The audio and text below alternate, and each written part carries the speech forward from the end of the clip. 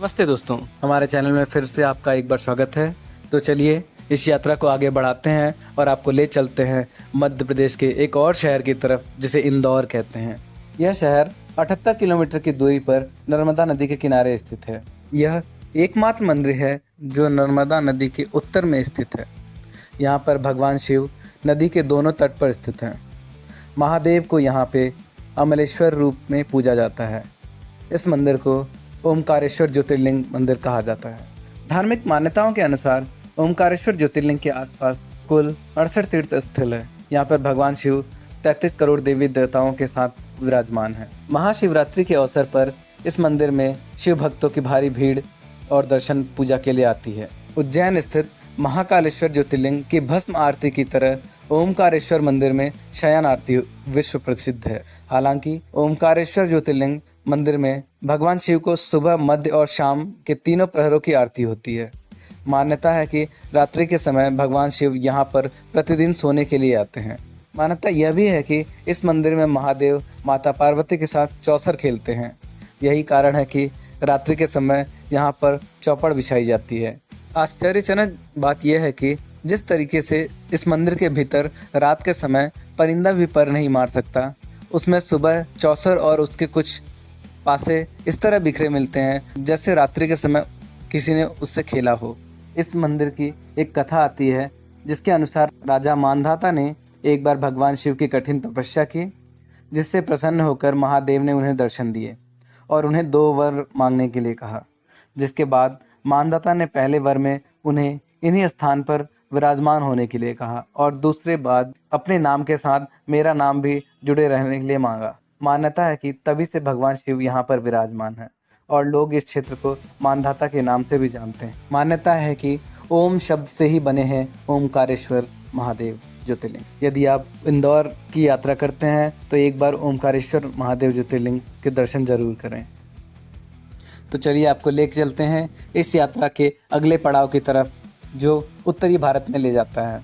एक ऐसा मंदिर जो बहुत ही पवित्र तीर्थ स्थलों में से एक माना जाता है, जो समुद्र तल से 3584 मीटर की ऊंचाई पर मंदाकिनी नदी के तट पर स्थित है। इस क्षेत्र का ऐतिहासिक नाम केदारखंड है, जिसे केदारनाथ मंदिर के नाम से जाना जाता है। यह मंदिर उत्तराखंड के 4 धाम और पंच केदार का एक हिस्सा माना जाता है। भारतीय राज्य उत्तराखंड में गिरिराज हिमालय की केदार नामक चोटी पर स्थित देश के 12 ज्योतिर्लिंगों में से एक सर्वोच्च केदारनाथ ज्योतिर्लिंग। इस संपूर्ण क्षेत्र को केदारनाथ धाम के नाम से जाना जाता है। यह स्थान छोटा 4 धामों में से एक है। माना जाता है कि पुराण कथा के अनुसार हिमालय के केदार सिंह पर भगवान विष्णु के अवतार महातपस्वी नर और नारायण ऋषि तपस्या करते थे। उनकी आराधना से प्रसन्न होकर भगवान शंकर प्रकट हुए और उनके प्रार्थना अनुसार ज्योतिर्लिंग के रूप में सदा वास करने का वर दे दिया। यह स्थल केदारनाथ पर्वतराज हिमालय के केदार नामक श्रृंग पर स्थित है। केदार घाटी में 2 पहाड़ है, नर और नारायण पर्वत। विष्णु के 24 अवतारों में से एक नर और नारायण ऋषि भी यह तपोभूमि है। दूसरी ओर बद्रीनाथ धाम है, जहां भगवान विष्णु विश्राम करते हैं। कहते हैं कि सतयुग में बद्रीनाथ धाम की स्थापना नारायण ने की थी। वर्तमान के स्थित केदारेश्वर मंदिर के पीछे सर्वप्रथम पांडवों ने मंदिर को बनवाया था, लेकिन वक्त के थपेड़े की मार को चलते हुए मंदिर लुप्त हो गया था। बाद में 8वीं शताब्दी के आदि शंकराचार्य ने एक नए मंदिर का निर्माण कराया, जो 400 वर्ष तक बर्फ में दबा रहा। परंतु 400 सालों तक बर्फ में दबे रहने के बाद भी केदारनाथ मंदिर जब बाहर निकला तो पूर्णतः सुरक्षित था। हिम के मास में इस मंदिर के कपाट को 6 माह के लिए बंद कर दिया जाता है। बंद करने के एक दिन पूर्व इसमें एक दीपक जलाई जाती है, जो दीपक 6 माह तक कभी नहीं बुझता है। कपाट खुलने के बाद यह भी आश्चर्य का विषय है कि जैसी तैसी सफाई करके रखी रहती है वैसे ही छोड़कर गए। माना जाता है कि जिस दिन नर और नारायण पर्वत आपस में मिल जाएंगे उस दिन यह मंदिर लुप्त हो जाएगा और बद्रीनाथ का मार्ग पूरी तरह से बंद हो जाए। भक्त बद्रीनाथ के दर्शन नहीं कर पाएंगे। तो चलिए इस यात्रा को आगे बढ़ाते हुए अगले पड़ाव की तरफ चलते हैं, जो है महाराष्ट्र के पुणे जिले की तरफ। यहाँ पर भीमाशंकर मंदिर के नाम से जाने जाता है एक ऐसा ज्योतिर्लिंग। भीमाशंकर महाराष्ट्र राज्य के सह्याद्री पहाड़ियों के स्थित एक प्राचीन मंदिर है। यह मंदिर पूरे भारत के स्थित 12 ज्योतिर्लिंगों से एक प्रसिद्ध ज्योतिर्लिंग माना जाता है। भीमाशंकर पुणे के पास खेड़े से 50 किलोमीटर उत्तर पश्चिम के भोरगिरी गांव में स्थित है।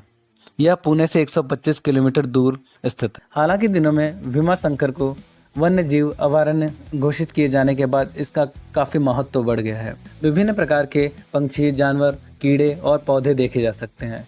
एक दुर्लभ जानवर मालाबार विशालकाय गिलहरी, जिसे स्थानीय रूप में शेकरू कहा जाता है, गहरे जंगलों में पाया जाता है। भीमाशंकर भीमा नदी का स्रोत है।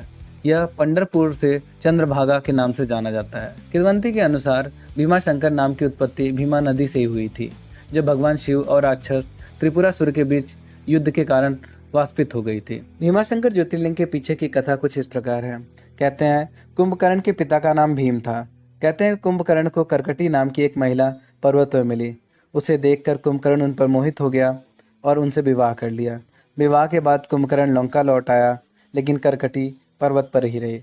कुछ समय बाद करकटी ने एक पुत्र को जन्म दिया, जिसका नाम भीम रखा गया। कहते हैं कि जब श्री राम ने कुंभकर्ण का वध कर दिया, तब करकटी ने अपने पुत्र को देवताओं के छल से दूर रखने का फैसला किया। बड़े होने पर जब भीम को अपने पिता की मृत्यु का कारण पता चला, तो उसने देवताओं से बदला लेने का निश्चय किया। भीम ने ब्रह्मा जी की तपस्या करके उनसे बहुत ताकतवर वरदान प्राप्त कर ली। एक दिन भीम ने राजा को शिवलिंग की पूजा करते देख लिया, जिसके बाद भीम ने राजा को भगवान की पूजा छोड़ उनकी पूजा करने के लिए कहा।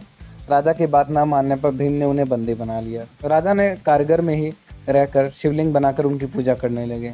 जब यह भीम ने देखा तो अपनी तलवार से राजा के बनाए हुए शिवलिंग को तोड़ने का प्रयास किया। ऐसा करने पर शिवलिंग ने स्वयं भगवान शिव प्रकट हुए, जिसके बाद भगवान शिव और भीम के बीच भयानक युद्ध हुआ, जिसमें भीम की मृत्यु हो गई। फिर देवताओं ने भगवान शिव को हमेशा के लिए वहीं उसी स्थान पर रहने की प्रार्थना की। कहते हैं कि देवताओं के कहने पर शिवलिंग के रूप में उस स्थान को भीम से युद्ध करने की वजह से इस ज्योतिर्लिंग का नाम भीमाशंकर। तो यदि कभी आप महाराष्ट्र के पुणे जिले में जाते हैं तो इस ज्योतिर्लिंग के दर्शन अवश्य करें। तो चलिए इस यात्रा के इस भाग को यहीं विराम देते हैं और आपको अगले भाग में आगे की यात्रा को जारी रखें। धन्यवाद। यदि आपको हमारे चैनल अच्छे लगते हैं तो कृपया सब्सक्राइब कर लें, लाइक करें और हमें कमेंट करके बताएं कि हमें क्या सुधार की आवश्यकता है। जय हिंद, जय भारत।